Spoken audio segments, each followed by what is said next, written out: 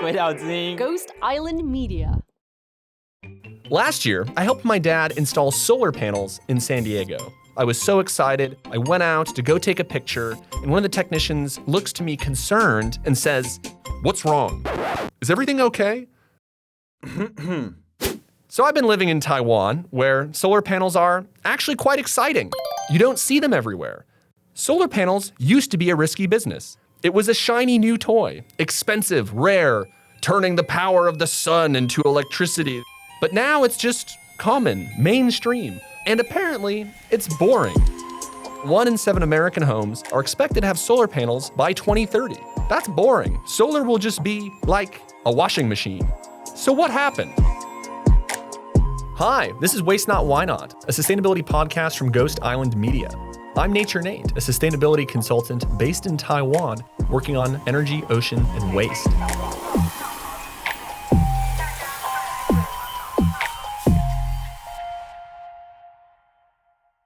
Today, we look at 2 very shiny things, solar panels and money. If you really think about renewable energy, it's not a technology product, it's a financial product. That's Calvin Cheng, co-founder of Pacific Green Energy, PGE, a solar developer in the growing renewables scene in Taiwan. Calvin tells us that solar is becoming more mainstream here. It's slowly becoming more mainstream accepted as something that the country needs to do. When I first got into it in Taiwan, people's mentality was like, oh, renewable energy is too expensive. Taiwan's not suitable to do it. Now it's more like people kind of understand that this is something we need to do to keep up our competitive edge. Competitive edge. Calvin is talking about the global pledge for renewable energy. You might have heard of them before, RE100. We had them on our show. So when Apple, an American company, made its pledge to use 100% renewable electricity, it meant that its global suppliers must also participate. And who's a major supplier to Apple? That would be TSMC, the semiconductor giant, Taiwan Semiconductor Manufacturing Company. And when TSMC signed their pledge in 2020, it meant that all of its suppliers must now also buy renewables. You see where this is going. Apple sets a target for its supply chain, that triggers this massive company to set a target and trigger their supply chain. But there's not enough renewable energy in Taiwan yet. All the clean energy as of 2020, solar, biomass, wind, geothermal, tidal, that's only 5% of Taiwan's energy. Taiwan wants to boost that number to 20% by 2025, but that's in like 3 years. That's a big gap. And you may be wondering, why solar? Why are we going to talk about solar today? Well, solar is now, in some places in the world, the cheapest form of energy ever, even cheaper than coal and oil with fossil fuel subsidies. And that's why really everyone's going after solar. It's cheap energy you can throw up anywhere. You don't have to worry about noise. You don't have to worry about offending your neighbors. It's just a bunch of flat panels you put on a roof somewhere or in a field. Compared to other types of energy, solar is inoffensive, inexpensive, easy to set up. Did I mention it's cheap? Fun fact, Taiwan was an early manufacturer of the world's solar panels before they were cheap. Taiwan in the early 2000s, in terms of solar manufacturing for like solar cells and solar modules, we were probably the leading country in the world. We were doing most of the solar cell manufacturing at that time. But then how come Taiwan didn't deploy them at home until recently?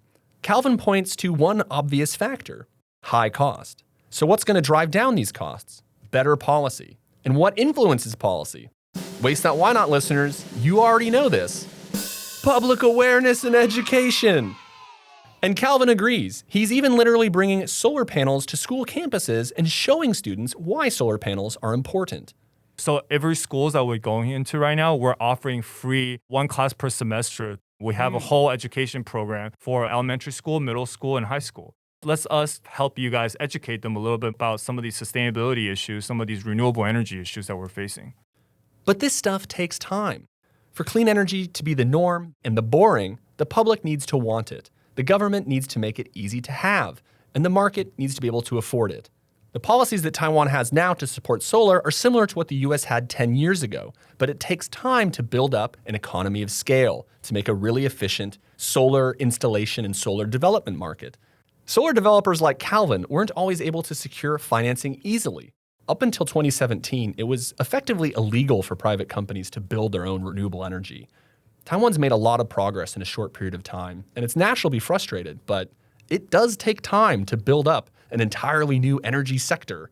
These things take time. So actually right now there's a lot of support from the banks and an interest rate is actually quite low in Taiwan. I can get financing in Taiwan about like 2%. I mean, if you really think about renewable energy, it's not a technology product, it's a financial product. Renewable energy. It's not a technology product, it's a financial product. Let's talk about that. Investing in renewables used to be risky, but now it's risky not to invest in solar and renewables. So to look at how this has shifted, we set out to look for an investor who can shine some light on the solar industry. Pun intended. Our ideal investor is active in solar right now. They come from the world of banking or private equity and first saw this as a high-risk product. How does such an investor see solar today versus 20 years ago when the sector was just starting out? We found Mark Oei, an American investor who helps companies invest in booming industries. He comes with a list of brand name firms: Morgan Stanley in New York and Hong Kong, Oaktree Capital Management in California, Sequoia Heritage of Sequoia, and now Redwood Oak Capital. I think he likes trees. He also teaches at the business school at Northwestern University in the US. Play the tape. Ka-ching, ka-ching. So I've been mainly an investor, started on Wall Street back in the mid-90s, and then moved on to various private equity firms, Oaktree Capital Management, and then Sequoia Capital. So I would say most of my life has been spent investing institutional capital in a various range of industries. Okay. And throughout your investment career, before we go on to talk about clean tech, clean investing, what's the craziest pitch you've ever received? Have you ever received just a totally crazy idea? So certainly if I think of some of the crazier ones, when cryptocurrencies just came out, and it's literally like, hey, can you give me some real money so I can give you some paper and a code, a 26 line of numbers and letters. That's really how it started. The very first crypto investors had to believe that vision when Bitcoin was $1. So you were really early days. Pretty early, yeah. Pretty crazy if you look at it now. Let's dial back the clock. The scene is 1996. You first entered investment banking, and for those at home, we were still using dial-ups to connect to the internet. In the US, we were getting ready to send our first Mars rover into space. So Mark, it's 1996. You just got your MBA from Northwestern, and you're starting your job with Morgan Stanley in New York City. What are your hopes and dreams? Yeah, that's exactly right. That was quite a long time ago. At the time I was a young man on Wall Street. I was ready to conquer the world. The world is your oyster. It's a little bit of a grind working on Wall Street as a junior person, but I was exposed to a lot of different things, a lot of different CEOs, industries. I traveled a lot. I started in New York, and then Morgan Stanley sent me out to Asia in 97 to work in the Hong Kong office. So it gave me a lot of opportunities just to see how business is done really all over the world. And what were people investing in back then? What was kind of the main focus of investments, the banking that you were doing? Yeah, I was doing primarily banking or M&A, mergers and acquisitions. And then I was also investing in real estate. They called it the Morgan Stanley Real Estate Funds. Okay. And during that time, did energy come up? Was anyone talking about solar, wind, anything related to the climate? No. Not yet. Power generation at the time was more traditional. So if you had investments, it would be investing into a natural gas generation facility or drilling for maybe natural gas or oil. Very little clean tech at the time.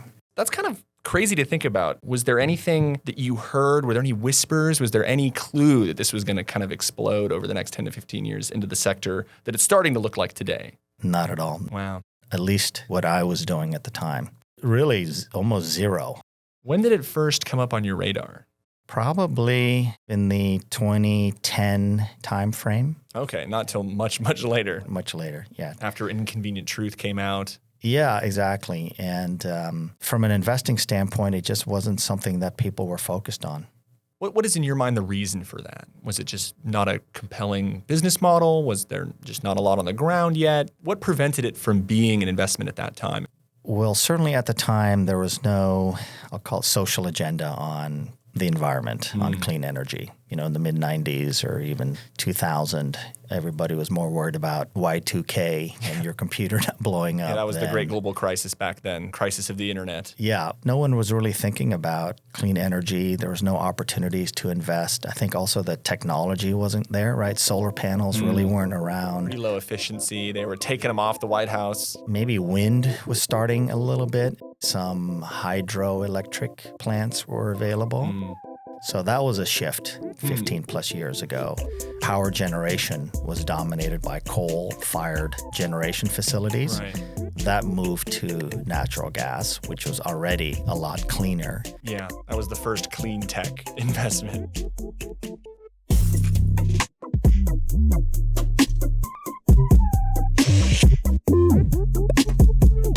My job at Sequoia was a little bit more broad. We were investing in a bunch of different things. Whereas when I was at Oaktree or Morgan Stanley, I was more focused on real estate and including energy. So we called it natural resources.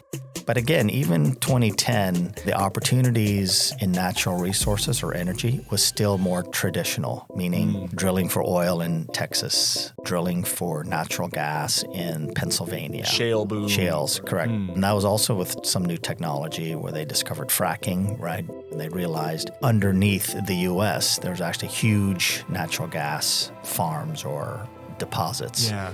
I think in the environmental world, most people wouldn't link the natural gas boom as sort of like this precursor to the clean tech wave. But was there anything that you saw in that sort of cleaner tech era that would then later go on to inform solar, renewables, and what we think of now as clean tech? Yeah.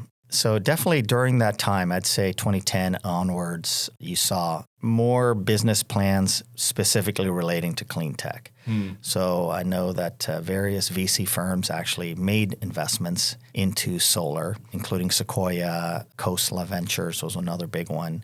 They were probably a little bit too early. And as an investor, when you say you're too early, it usually means, you might have the right instinct, but one, the market's not ready to adopt. And two, usually the costs are still too high. So if you're too early, you put in your money, it's too costly, and you can't get your return on investment in time, basically. Correct. Translating for non-money people. So for instance, solar panels were being put on homes, but they were forecasting it would take you 20 years or something like that to recoup your money in saved utility bills. Now that same system, you can probably install for half that cost, maybe even less, maybe a quarter. So all of a sudden you're recuperating your investment in under 10 years. Maybe it's 5 to 10 years. Maybe you kind of break even on the cost in 20 years or something like that. Exactly. And you get to be a bit cool. Yeah. But it's not going to get everybody into the space. It's certainly not going to get enough interest for us to scale renewable energy or solar to where it needs to be. That's right. The early users or adopters, I think breaking even is actually a great way to think about it, right? Okay, I'm doing a good thing. Over time, I might get my money back in savings, right? Because you're spending less on your utility bill. That's sort of why you did it. It wasn't because, hey, I can make money. And certainly from an investing standpoint, there were no opportunities. Right, if I make an investment and I break even after 20 years, that's actually a bad investment. So maybe it'd be a good time to talk about how do you make money on a solar investment? You sell electricity back to the grid, or you save money on your electricity bill. How do you make money with solar? Yeah, it's a little bit complicated, but I guess the simplest way to think about it, okay, so as an investor, it costs some money to build solar facilities, and I focus on commercial, so I don't do residential. So it takes more money, bigger capital outlay up front. So solar farms can be, $100 million, but I focus on malls, apartment buildings, commercial sites, small solar farms. So I'm putting solar on the University of Hawaii right now. So the University of Hawaii has agreed to buy the energy that my solar panels produce for a 20-year period. Normally, you buy that power from your local utility. And what we're doing is we're saying, okay, we're going to put solar on all your rooftops and parking structures, and you agree to buy that energy from us for 20 years.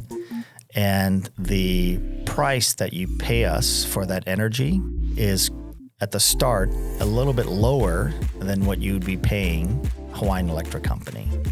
And they're buying clean energy. And so for the university standpoint, that's kind of a win-win. So if it costs me $100 to put solar panels on the University of Hawaii, the University of Hawaii will pay me $10 a year, let's say, for that power.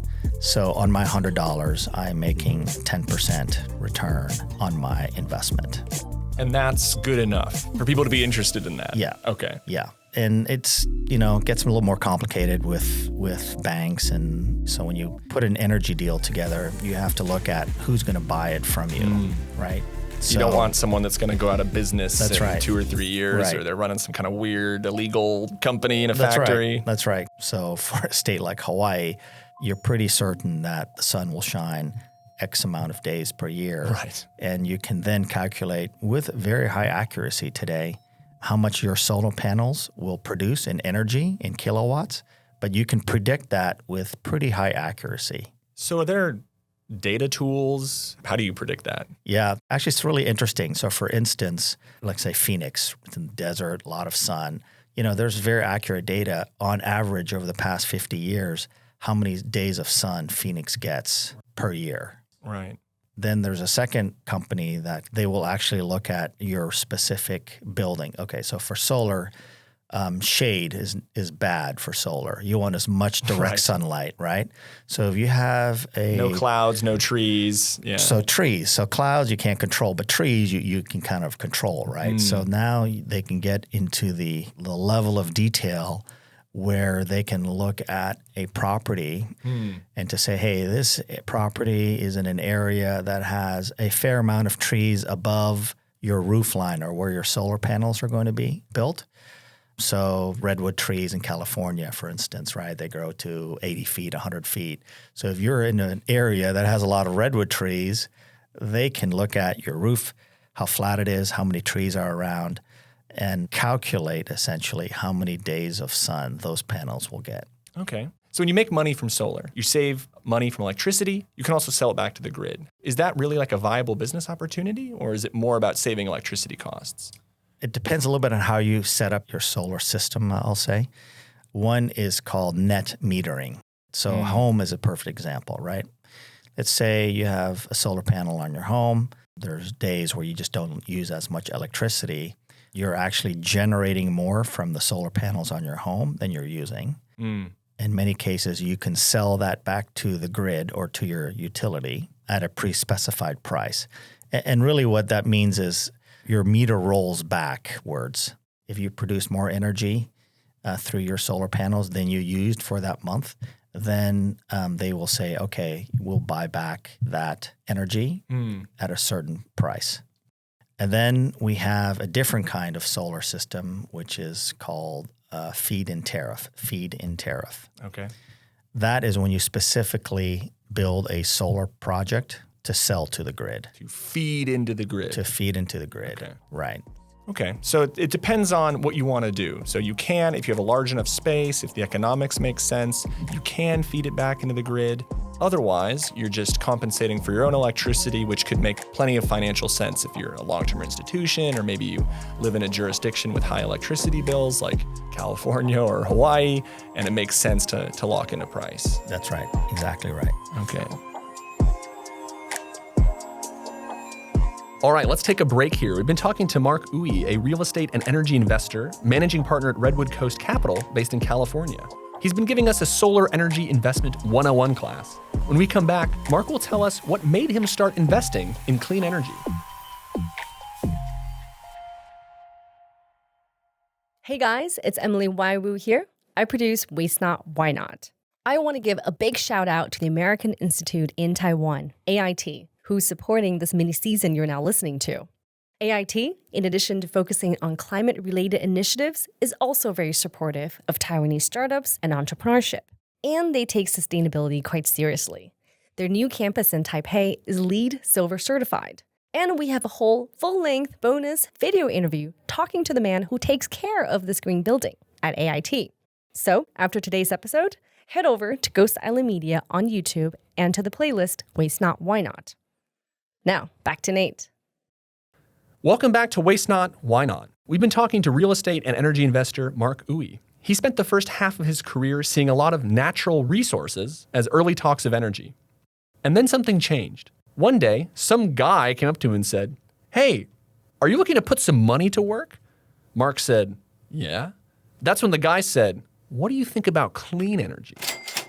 So you started Redwood Coast Capital in 2017, your own investment firm focusing on real estate, early stage technology, and clean energy. What was your first clean energy investment with your new firm?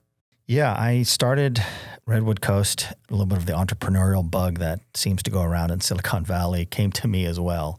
Because of my background, I'd primarily be doing things like real estate and private equity. But as an investor, you have to really be open to the trends, what is going to be, whatever the next thing is, right? And yeah, clean energy, clean tech was becoming a bigger piece of just everyday life.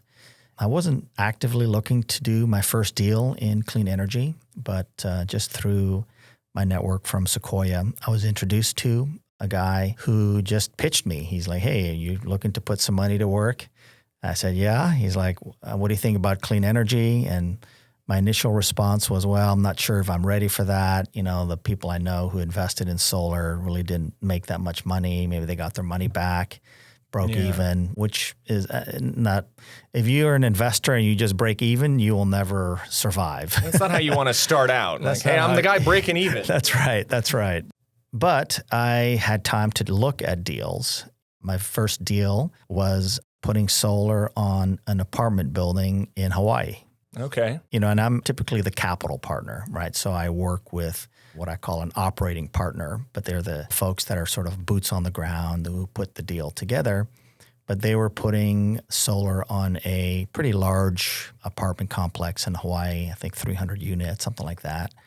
At the time, I'd never really, that really was my first exposure to something like this. And so I would say I made the investment a little bit based on the people, not necessarily the numbers or the project, partly because I just wasn't all that experienced in investing in solar specifically. I just never really done a deal like that. So when it's your first deal, part of your judgment is on the people that are going to execute, your dollars. What was it about them? Was it just, their track record, their charisma, was it just like a gut feeling? So one of the things I think that I have been able to pick up in 20 plus years in investing is identifying good people. Every investment has an opportunity to lose money, but you want to back people that no matter what, they feel that they're stewards of your money, right? So that's how it started. That was 2017. I came in sort of when the project needed construction funding. So they had all the permits and all the contracts were signed. They needed some money to actually build the project. And then once it was up and running, it was producing energy for the tenants. We were able to refinance out the whole project with a traditional bank, and I was able to get repaid. Oh, okay. Yeah. That's a lot easier of a conclusion than I thought. Yeah. I thought you'd still be like getting a check every month or something. No, I just didn't know if they were going to be in business 13 years from now. So by design, I actually wanted to get paid back within 1 or 2 a year and a half. So I structured it so that I was able to get my money back when the project was complete. What were some lessons you learned from that first project? I think the other interesting thing was just how the capital markets are structured around that. So how does a bank look at a solar project? So what I learned was the banks actually don't like to do the construction part of solar. Partly it's because it's not built, right? So if they're going to lend capital, they usually need to have some certainty that it's going to get built and then that people will start paying for the energy. And this is a kind of common thing in real estate. Banks generally don't like to take what I call construction risk. But once a project is complete and finished, whether it's an office building or an apartment building or a solar panel system, once it's up and running and you can see, hey, this thing is generating electricity and there's contracts that says whether it's a university or a power company or the tenants of this apartment building, that they are legitimately going to be buying the energy that you produce. Once that is up and running, then the banks jump in right away. Oh, it works? Yeah. We're happy to help. It works, Yeah. then great. We can lend you whatever. It's like a normal business loan or real estate loan. So the two main lessons were you need the utility involved and the banks come in too, but they come in at the end. Yeah. So there's an opportunity for me to invest in the construction piece of this development chain or this development pipeline, which then drove almost the next 8 deals. And because the banks were hesitant to lend in the construction part, meaning that there was not that much capital to do the actual construction, I could charge a little bit more for my money because there were not many options that developers had to actually borrow money or get access to money for the construction piece. And so that was one of your first projects. Does it still have that dynamic today? How have your solar projects changed since that first one? They're getting bigger. So now I've done a portfolio of solar in the city of LA Department of Water and Power. We've done maybe 5 or 6 projects that are now powering the LA city grid. But again, on most of my deals now, my projects are bigger, but they're structured pretty the same, meaning I really just do the development piece of it. Then once it's done, I get paid back through a refinancing from usually just a more what I call traditional lender. So you're just kind of bridging that gap in the project. Yeah. And are other institutions, are there companies moving in to fill that gap? So I'm bridging that gap because there was not much capital for that gap. Now there's just the market's more proven. There's more deals that have gotten done. Electrifying or clean energy is just becoming a commonplace. So more investors are going in. The banks are getting smarter. Some banks now are starting to say, hey, you know what? I see all these deals getting done on LA, DWP with University of Hawaii, Long Beach Convention Center. They're all done now. And they're like, I can actually finance those construction pieces with these partners or this team because they've done, let's say 10 of these now. All seem to have worked out okay. So the market is maturing or evolving. Okay. So you just said that investment in clean energy didn't really start until 5 or 6 years ago. What happened in those 5 or 6 years that led to this now growing industry? Between the last 5 to 10 years, maybe we've seen a lot more awareness, right? So simple things like climate change. So I kind of live in California. We used to have wildfires every 5 or 10 years. A rare event. A rare event is now every year, right? So I think because it's hitting people directly now in their backyard, so to speak, particularly in the U.S., that has brought people more aware about what's going on with climate change. And then at the same time, opportunities became more apparent, right? So you had people putting deals together. 10 years ago, University of Hawaii would never think about putting solar on their campus. And that is one example, but that was the momentum. That was the shift. So across the country, actually across the world too, right? We're in Asia. You see it here. People are just more aware. China, of course, being one of the biggest energy users, also jumped on the solar bandwagon, right? So they're manufacturing panels. And so the cost of solar panels has come down over 50%. I would say it's probably 70 to 75% in the last 10 years, largely because China became more active. So 3 things it sounds like kind of came together. The effects of climate change became pretty unavoidably obvious. You didn't need graphs anymore. You could just say, hey, there's wildfires happening. People were feeling it. And then because of that, and then also independently, there was also more and more policies, more and more, not just in the US, Europe, China, elsewhere, climate change policies. And then lastly, because of those policies and other, investments that were ongoing, the cost of renewable energy went down. Yeah. All right, let's take a break here. We've been talking to Mark Oei, a longtime investor in real estate and energy. He started in the investment industry when it was risky business to invest in clean energy. And now he has multiple solar projects. When we come back, we're going to ask him about the future of clean energy investing and Taco Bell.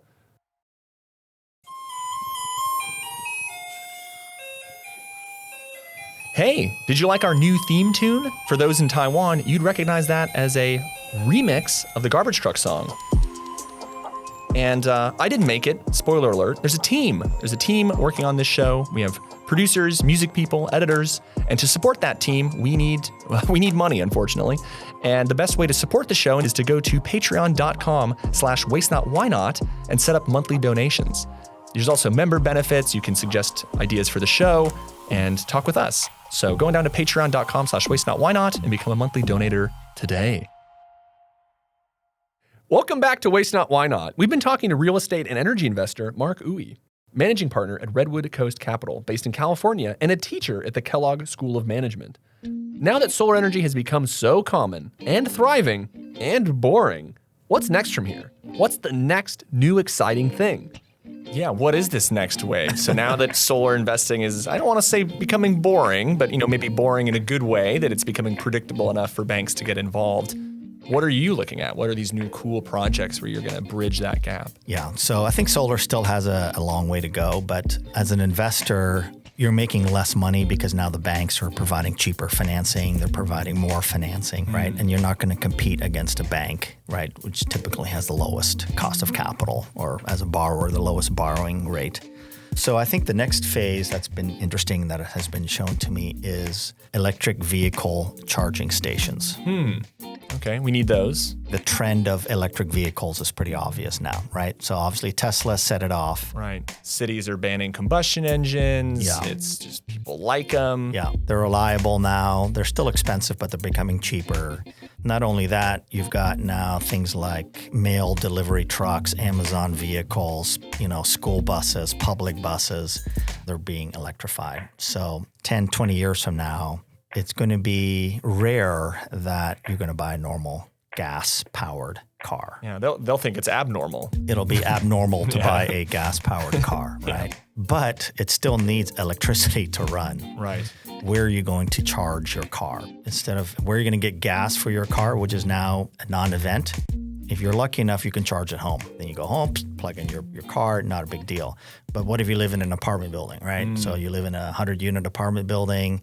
Not everybody can put a charging port specifically for that. Right. Or let's say you go on a road trip somewhere and you visit your parents who don't have an electric car. Sorry, Mark, you're just going to have to sleep in that tonight. Yeah.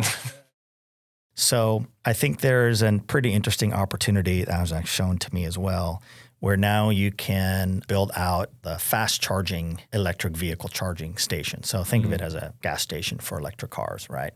So that is probably in the first inning of really getting developed. And there are now opportunities to invest money where you just build out those Electron stations. Stations, right. And it's kind of the same principle of a gas station, right? What you want is convenience on a major area where you can go in and think of it as gas, right? You don't want to drive 20 miles to go and wait. And then there's nothing there. And or they're all full, right? Oh, yeah. So there's just an evolving business opportunity there. So the one interesting thing that was shown to me was this is a fast food chain. So this company owns one of the largest Taco Bell franchises on the West Coast. So I think there's like 200 of them. Probably consumed that at some point. Not an ad, just describing my life. I think we all have. Baja Blast. All right, love Taco Bell. I don't know if chalupa is actually a real word, but Crunchwrap Supreme's probably not. I have ordered those before. So they have proposed, starting with a small portfolio of like 7 or 8 Taco Bells, but we're going to put solar plus battery storage plus fast charging electric vehicle stations at, let's say, 8 Taco Bells. And if that works, we can roll it out to, let's say, all 200. And what's interesting about that is that, so the solar will charge the batteries, which will then charge your car. So you're charging your car using clean energy. Right. No concerns about the grid and gas and coal. And what's also funny is that from a conceptual point, it's pretty straightforward, right? People go to Taco Bell, so people who have electric cars can now just park at the Taco Bell, charge the car, go in. And the fast chargers are also a big difference because now you can charge your car in 10 or 20 minutes. Yeah. 8 hours is way too long for a chalupa. Yeah. You need a lot of chalupas. And look, that's just Taco Bell. Imagine McDonald's, Burger King, Wendy's, whoever, Jack in the Box. all these fast food restaurants all over the country where people are now saying, hey, for the people who want to go there, who have an electric car, it's like gas, it's a little more expensive, but it's convenience. Especially if you have range anxiety already. Yeah. And so what you want to do is you want to be able to, I'll call it, be an early mover to secure some of those locations, right? So you want to be in the middle of a busy intersection or next to a financial district or a university or, some job center or just a highly dense center, right? So it's great. It's a pretty cool opportunity. And you're solving a lot of the criticisms that people have about EVs and solar at the same time, right? Where are we going to have these electron stations, these gas stations for EVs? We're going to have to build out all these new ones. Well, no, it's just a Taco Bell. You deal with the range anxiety issue. You deal with some of the storage problems when you combine batteries. So bringing together all these different systems and creating something that's better than the current system, I think that's going to start to change people's minds. It's something they definitely couldn't have envisioned 10 years ago. If you're like, I'm going to go fuel up my car at the Taco Bell, that would have been an insane investment proposal. Yeah. And I think that's the thing. Technology keeps changing. 10 years from now, that might be the only way you can fill up your car, so to speak. So maybe it's 15 or 20 years, I don't know. But it is definitely heading that way. So can you paint a picture for us what the clean tech sector looks like now that it's coming together and these pieces are clicking into place? So there are a lot of different areas, I think, that are growing to service the clean tech sector. Certainly there are some solar panel companies. Typically on the manufacturing side, they are done by big manufacturers in China. Korea has quite a lot, LG, and some in the US as well. But when I see the ecosystem, so the panel just produces the energy. There is a whole list of companies that manage how that power gets transferred where you can actually use it, right? So there's typically some sort of junction box or utility box that is attached to a solar panel system that converts the power. I'll call it power management box. So that's another area. There's also, if you think about a solar farm, right? So everybody just thinks about the solar panels, but all those panels are mounted onto a rack. It's a steel frame. But these solar farms are typically 10, 20, 50 acres, 100 acres. That's a lot of racking systems that you need that have to be dependable, that have to be able to withstand weather.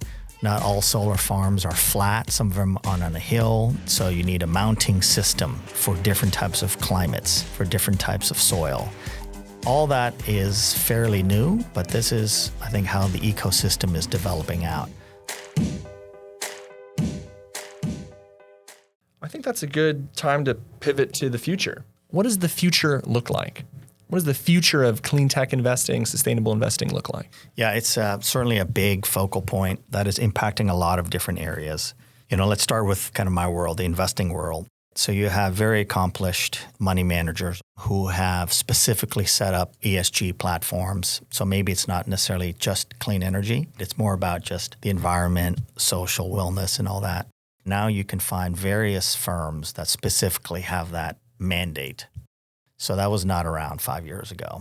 Why that's important is because when more capital goes into an industry, then more deals start to show up. Positive feedback loop too. More deals, more capital, more deals, more capital becomes normal. And talent, and then talent, right? So I teach at Northwestern classes on really more like real estate technology and how technology is impacting real estate, which is quite a traditional industry. So not only from power generation, but there's simple things like motion sensor lights. If you're in an office, they used to just have nonstop lights were on from 7 a.m. to 7 p.m. You could have 10 people in the building or 10,000, all the lights were on, right, typically. So things like motion sensor lights, now we're calling them smart buildings. But now you can do this at home too, or even air conditioning or heating. Right. So now the technology is developed where you can buy a Google Nest for your house. Imagine just the energy savings if office buildings, hotels, any real estate took that form of energy management. So it's not just the clean tech and sort of ESG investing becoming normalized. It's ESGs and sustainability kind of bleeding back then into other sectors and becoming normalized too. How are you going to run an office complex without having sort of green building elements, without having energy efficiency elements? Yeah, you're right. That concept of a green building, what does that mean, right? And there's the different levels of green, but what does that really mean? And really the answer is, are you using sustainable materials? How is your energy impact, right? Meaning, is your insulation very good? But actually, a lot of people don't know that. Yeah, right? Well, not yet, but they can listen to our other episode on green buildings in this series. Yeah, there you go. But I think all this is becoming, again, as a person entering this area, these are going to provide or present job opportunities, which were not around 5 or 10 years ago. So for young people listening, it's both, an opportunity for future investment of sort of knowing where the market's going. It's an opportunity for talent. There's this need for new jobs, new career paths.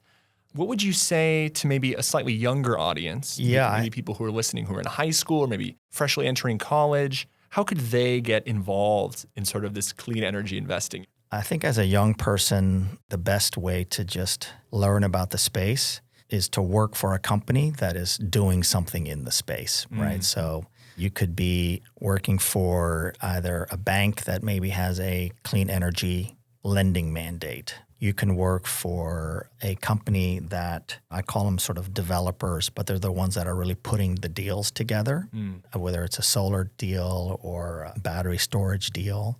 Investing as well. There are now, I think there's a couple of public companies that focus on kind of clean energy. And even now, I think the big utilities, right? If you think about a utility, and again, I'll just go back to LADWP. Traditionally, they have used natural gas or coal facilities, maybe some hydro, to produce energy to feed the city of LA. They're not switching all of it, but a lot of it is now being used via clean energy, whether it's wind or solar. So again, that would be for like an engineering guy, right? Let's say, how do I work on the clean energy team? How do you engineer various projects? Where does the grid break down? So I think there's now opportunities in that area as well. Wherever you see them, basically. If you're into engineering, find a way to kind of embed yourself into climate or sustainability through that path. If you're more interested in finance, we laid out a lot of investing options. If you're interested in something else, there's probably a space for you because this isn't going to go away. Yeah. It's just going to keep growing. Yeah, and I'd probably say this is a little bit of a new industry that's still a little bit in its infancy. You have to go out and find the opportunities. So that's the challenge. But there's like 2 or 3 big companies. But there are a lot of middle market or mid-sized companies all over the country that do this. So that's a little bit of how I got into more active investing, is I was able to find and locate, finding these guys or these people who are middle market folks, but building their businesses. So go out there because they're building the future, and they may not be easy to find, but they're there. Yeah, you need to go be a little bit resourceful, but they are there. You just have to go, you got to go find them. All right. Thanks, Mark, for sharing all of your insights about not only how sort of investing has changed over time and how your career has sort of, went around clean tech investing and then dove straight into it. And now you've gone from sort of traditional solar projects and sort of commercial sectors to now moving on to some pretty complicated things, battery storage, potentially electric vehicle charging. And thanks for sharing your insights, helping us break down what a clean tech investment is. My pleasure. Great to be here. And hopefully it was educational and worth it for your audience. I learned a lot. Now I just need to get money. Yeah. Yes. Thanks to Mark Oei for teaching us about money and investing and solar. I learned a lot. And I think it's important to share these types of lessons because even though I work in the environment space, no one talked to me about financing or solar financing. And it's not always something that you can learn in school because things change so fast. 5 years ago, solar energy was cheap. Today, solar energy is the cheapest form of energy on Earth in history. The other thing that's important for people to understand is that solar today is a financial product. For better or worse, it's not about being green. This is something mainstream. This is something that the whole world's going to have to do. And not only are they going to have to do it, they're going to be better off once they've done it. It's no longer a climate denier conversation. It's a technology conversation. It's a transportation conversation. It's about how you fuel up your car, we're going to have to change the way we even talk about things. Are you going to put fuel in your tank, or are you going to charge up your battery? What we talked about today was about solar, but it applies to many other types of renewable energy, and we're going to see these conversations occur more and more. In the past, all of our energy came from coal. Then a lot of our energy is now coming from gas. In the future, we're going to have a diversified energy mix. We'll have solar, we'll have batteries, we'll have wind, we'll have tidal, we'll have geothermal, maybe even hydrogen, maybe even stuff we don't know about yet. But these fundamental principles about financing renewable energy projects, about costs that may not intuitively go into these types of proposals, these are things that help us think through how to approach energy in the future and design more resilient systems. That's it for today. Thanks again for listening all the way to the end. In the next episode, we go to a secret lab and learn all about corals. And to prep you for the next episode, go back, all the way back to episode 4 of Waste Not, Why Not for a refresher on corals and coral murder. Actually, tell you what, we'll send you a re-up right to your feed so you don't have to scroll down. Episode 4 right there for you.